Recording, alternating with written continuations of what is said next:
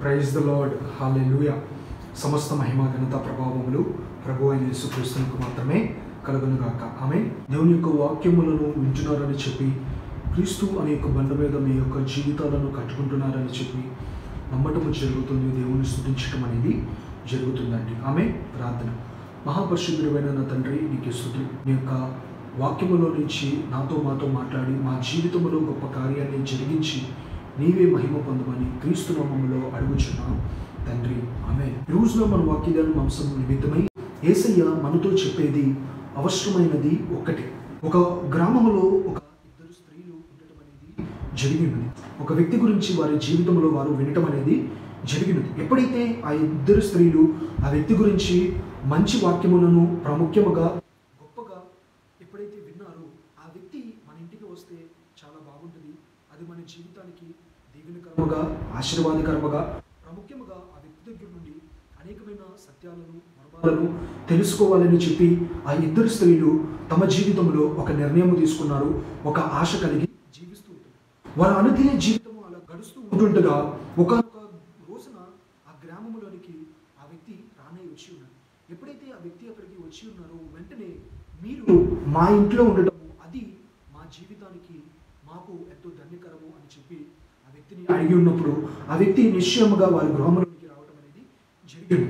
ఎప్పుడైతే గృహంలోనికి వచ్చి ఉన్నారో, ఇద్దరు స్త్రీలలో ఒక స్త్రీ ఆ వ్యక్తి కొరకు ఏమి చేయాలి, ఎలా చేయాలి, ఏమి సిద్ధపరచాలి, ఇంటిలో ఈరోజు ఉన్న పనులు ఏంటి అని చెప్పి ప్రతి ఒక్క విషయాల నిమిత్తమే, ఆ పని పాటల విషయాల నిమిత్తమే తను నిమగ్నం అయిపోయి వచ్చిన ఆశించిన కోరుకున్న ఆ వ్యక్తిని పక్కన పెట్టి తన పనుల నిమిత్తమే తాను ప్రయాసపడుతుంది. ఆ విషయాల నిమిత్తమే తన పనిని తను చూసుకుంటాడు. కానీ మరొక స్త్రీ ఏమి చేసింది అని అంటున్నట్లయితే, ఈ వ్యక్తి దగ్గరకు వచ్చి శ్రేష్టకరమైనది, ఉత్తమమైనది ఏమైనా వాక్యములను ఆయన చెప్తాడా అని చెప్పి ఆయన చెప్పే ఒక మాటలు ఎందు నిర్లక్ష్యము చేయకుండా లక్ష్యము పెట్టి ఆ వ్యక్తి మాటలను వినుటకు ఇష్టపడి ఉన్నది. అయితే వెంటనే ఆ యొక్క ఏ అనే స్త్రీ తన దగ్గరకు వచ్చి చెప్పిన మాట ఏంటి అని అంటున్నట్లయితే, అడిగిన మాట ఏంటి అని అంటున్నట్లయితే, నేను ఒక్కదాన్నే అక్కడ కష్టపడుతున్నాను, శ్రమిస్తున్నాను, ప్రతి ఒక్క పనులను చేసుకుంటూ ఉంటున్నాను. నా సహోదరి నీ దగ్గర కూర్చొని ఇటువంటి మాటలను వింటూ ఉంది. నేను ఒక్కదాన్ని అక్కడ కష్టపడుతుంటే నీకు చింతని అనిపించట్లేదా? నా సహోదరికి చెప్పు, ఏమని అంటున్నట్లయితే వెళ్ళి తనకి సహకారిగా సహాయకురాలుగా నీవు ఉండు అని చెప్పు. వెంటనే ఆ వ్యక్తి తిరిగి ప్రత్యుత్తరం ఇచ్చిన మాట ఏంటి అని అంటున్నట్లయితే, శ్రేష్టకరమైనది, ఉత్తమమైనది, అవసరమైనది ఒక్కటే. ఆ ఒక్కటి నీ సహోదరి ఎంచుకొని ఉన్నది. నీవు ఆ పనుల విషయం నిమిత్తమే విఘ్నం అయిపోయి ఉన్నావు. అయితే నీ సహోదరి ఈ ఒక్క విషయం నిమిత్తమే ఎంచుకుంది కాబట్టి తీసివేయ విషయాల నిమిత్తమే ఈమె అవసరమైనది ఒకటి ఎంచుకొని తన జీవితాన్ని కాపాడుకుంది అని చెప్పి చెప్పడం అనేది జరిగింది. ఈ రోజున ఆలోచన చేసినట్లయితే ఆ వ్యక్తి ఎవరు అని అంటున్నట్లయితే, ఈ రోజున నీవు నేను సేవిస్తున్న ప్రభు అయిన యేసుక్రీస్తు వారు ఆ ఇద్దరు స్త్రీలు, ఒకళ్ళు మార్తా, రెండవది మరియా మార్తా, ఇద్దరు ఒక ఊరిలో ఉండటం అనేది జరుగుతుంది. యేసుక్రీస్తు వారు వారి యొక్క గృహమునకు దర్శించి ఉన్నారు. దర్శించిన క్రీస్తు ఏమి చెప్తాడా అని చెప్పి ఆయన చెప్పే ఒక మాటలను, ఆయన చెప్పే ఒక బోధకు లక్ష్యము చేసి తన జీవితంలో ఎన్ని పనులున్నా సరే వాటన్నిటిని పక్కన పెట్టి దేవుని పాదాల చెంతను కూర్చొని శ్రద్ధ కలిగి వాక్యాన్ని వినుటకు ఇష్టపడింది. మరియా ప్రాముఖ్యముగా తన అనుదిన జీవితంలో ప్రతి పని పాటలలో నిమగ్నమైపోయి అవసరమైన దానిని పక్కన పెట్టి అవసరము లేని దాని విషయాల నిమిత్తమే పరిగెడుతూ మిగిలిపోయి ప్రభువు చేత చెప్పించుకునే రీతిగా మారింది మార్తా అనే విషయాన్ని సమయం గ్రహించింది. ఈ రోజున అదే యేసుక్రీస్తు వారు మార్తాకి చెప్పి ఉన్నారు, అవసరమైనది ఒక్కటే. ఆ ఒక్కటే మరియా ఎంచుకుంది. ఆమె దగ్గర నుండి అది తీసి వేయబడదు అని చెప్పి చెప్పబడి ఉన్నారు. ప్రాముఖ్యముగా ఉత్తమమైన దానిని, శ్రేష్టకరమైన దానిని తను సంపాదించుకుంది అని చెప్పి ఉన్నారు. ఈ రోజున అదే యేసుక్రీస్తు వారు నీ నా జీవితంలో కూడా తెలియజేసేది ఏంటి అని అంటున్నట్లయితే, అవసరమైనది మీ యొక్క అనుదిన జీవితంలో దేవుని యొక్క వాక్యము.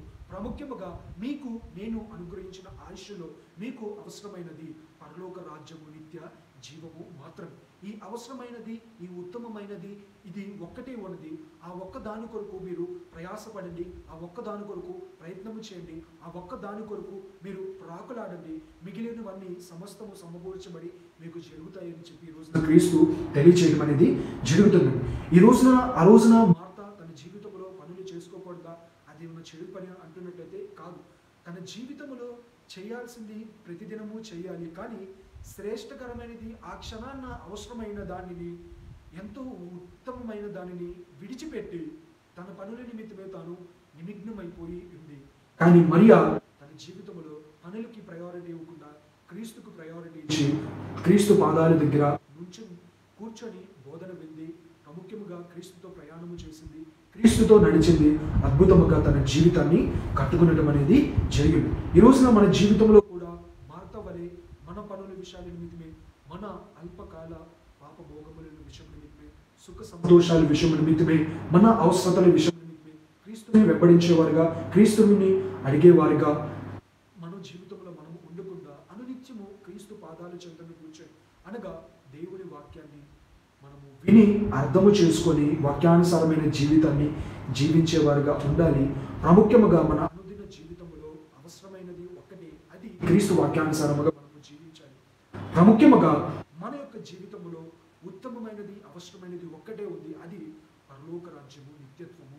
ప్రభువైన యేసుక్రీస్తు ద్వారానే అది మనకు దొరుకుతుంది. కాబట్టి ఆ రాజ్యము కొరకు మనము ప్రయాసపడేవారుగా, ప్రయత్నము చేసేవారుగా, ఒక మాటలో చెప్పాలంటే మరియా పనులన్నిటినీ పక్కన పెట్టి, అన్ని విషయాలని పక్కన పెట్టి దేవుని మాటలకు విధేయత చూపించి ఆయన ఏమి చెప్తున్నాడు అని చెప్పి ఆ ఆసక్తి కలిగి దేవుని పాదాల చెంతన కూర్చొని విన్న రీతిగా మనము కూడా మన జీవితంలో దేవుని వాక్యానికి చోటించేవారుగా మనము ఉండాలి. ఈ రోజున ఒక భక్తుడు చెప్తున్నాడు, ఏంటి అని వచ్చినట్లయితే ప్రతి ఒక్క క్రైస్తవ జీవితంలో 3 ప్రిన్సిపల్స్ని ఫాలో అవ్వాలంట.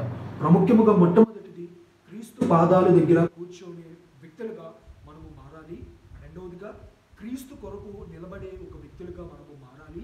మూడవదిగా క్రీస్తుతో పాటు నడిచే ఒక వ్యక్తులుగా మనము ఉండాలి. ఒక భక్తుడు చెప్పడం అనేది జరుగుతుంది. ఈ రోజున దేవుని దగ్గర మనం ఎప్పుడైతే కూర్చొని ఆయన దగ్గర నుండి మనం నేర్చుకున్న దాన్ని బట్టి దేవుని కొరకు మనము నిలబడేవారుగా, లోకములో మనము నిలబడేవారుగా మనము ఉంటాం.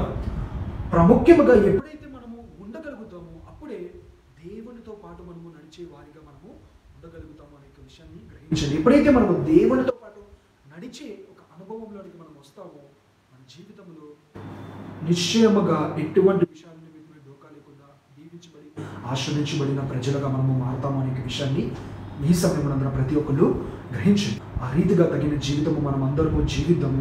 దేవుని యొక్క నామాన్ని మహిమపరిచేవారిగా ఉందాం. ఆమె ప్రార్థన. మహాపరిశుద్ధుడైన నా తండ్రి, నీకు స్తుతులు. మా జీవితంలో అనేకమైన సార్లు తెలిసి తెలియకుండా మార్తా వలె మా జీవితంలో మా పనుల నిమిత్తమే నిమగ్నమైపోయి ఏదో సాధిద్దాం, ఏదో సంపాదిద్దాము అని చెప్పి ప్రయాసపడి ప్రయత్నం చేసేవారిగా మిగిలిపోయామే. కానీ మరియా వలె నీ పాదాల దగ్గర కూర్చొని వాక్యాన్ని వినేవారిగా మేము లేకుండా ఉన్నాము తండ్రి. మమ్మల్ని క్షమించమని నీ కృపతో మమ్మల్ని జ్ఞాపకము చేసుకొని మార్తా వలె మేము కాకుండా మరియా వలె నీ పాదాల చెంతను కూర్చొని నీ వాక్యాన్ని ధ్యానించేవారుగా, నీ వాక్యాన్ని అర్థం చేసుకునేవారుగా, నీ కొరకు ఉపయోగపడేవారుగా, నీతో ప్రయాణము చేసేవారుగా, నీతో సహవాసంగా మేము జీవించేవారిగా, నీకు సాక్షులుగా మేమందరము ఉండులాగా మా ఒక్కొక్కరికి నీ శక్తి, నీ సామర్థ్యము, తగిన జ్ఞానాన్ని దయచేయమని, నీ కృప, నీ మెండైన కృప మా మీద ఉంచమని క్రీస్తు నామములో అడుగుచున్నాం మా తండ్రి. ఆమేన్.